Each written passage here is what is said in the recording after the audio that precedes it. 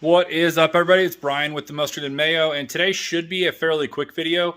I am a little dirty, and I've been working on the Celica today, but now I'm just going to do a quick job on the F80 here, and that is to go ahead and install some new air filters.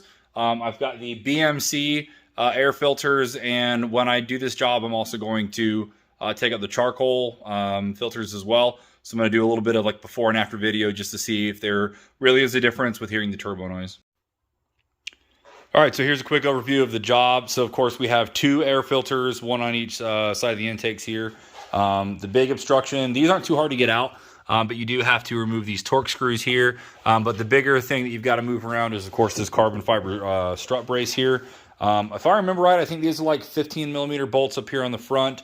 And then there's a couple clips and stuff like that to take the plastic out. And then there's some, I think 14s or 12s or something. There's a few more, I think there's 3 more bolts on each side.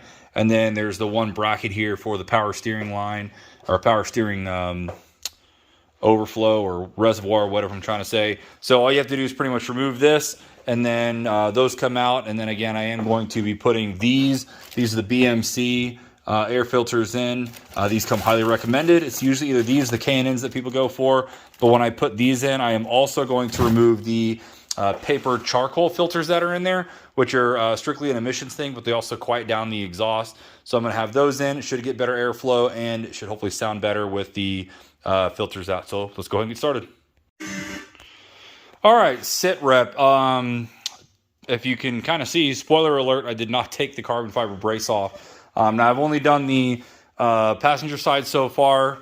I have no clue if I'm going to have the same kind of luck here on the driver's side. More than likely, I probably will. Who knows? But once you get all of these screws off, which is 1, 2, 3, 4, 5, 6, 7 of these torque screws, and for those that need to know, it's a T25. They come out real easy. You can actually access all the screws perfectly without having to take this off. There's nothing obstructing it. And as you can see, we've got just enough clearance here where you can actually lift out the filter. Now here's the original filter that was in there. It's not in bad shape. Somebody's definitely done a service on it not too long ago, and it was obviously a good service because there's the Molly or the M Performance. And then here is the charcoal filter, and this goes in the top part of the box here. Now this one was a little trickier to get out, but the special tool that worked out well for getting this out was actually just a little like an O-ring pry tool, whatever you want to call this thing. You can see there's all these little tabs that are all along the edges here, and the basically just clips in. So I was able to just basically get this little pry tool right up in there with a flashlight and then pop it right out, and it slid out also. So this was going to go back together here in about 30 seconds, and then I'm going to see if I've got the same luck on the other side here. So wish me luck. All right, driver's side filter is in. I'm not going to pretend like it was as easy as on the passenger side. It definitely was a little bit more tricky. I did have to remove the bolt here, of course, and I did actually remove these two front. They're actually 14mm bolts, and that just gave me a little bit of play so I could lift up on the airbox, but I was able to lift up on it enough, same as before, to get it out. So it's kind of a two-handed job. I actually used some pliers just to grab the filter and pull it straight out. And then same thing, I've got the charcoal canister out on that side as well.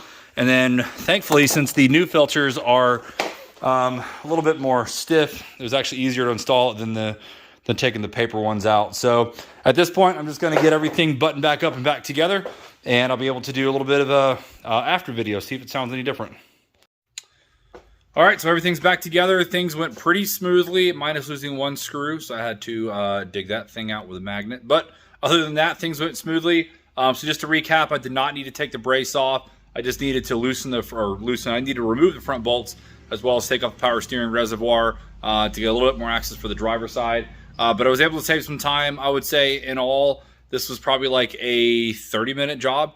Really not that bad, not that hard to do at all. Now, I don't really think that there is a difference on the sound clips personally. Maybe it'll sound different in the video than what it does when I'm sitting in the driver's seat. And maybe it'll sound a little bit different once the car is actually under load versus just free revving. I did feel like it was a little bit quicker revving. I felt like the RPMs climbed a little bit faster. So who knows if this actually gains me any power or not, or if it's just a thing to do. But either way, it's done now. I feel good about it. And as always, thanks so much for watching.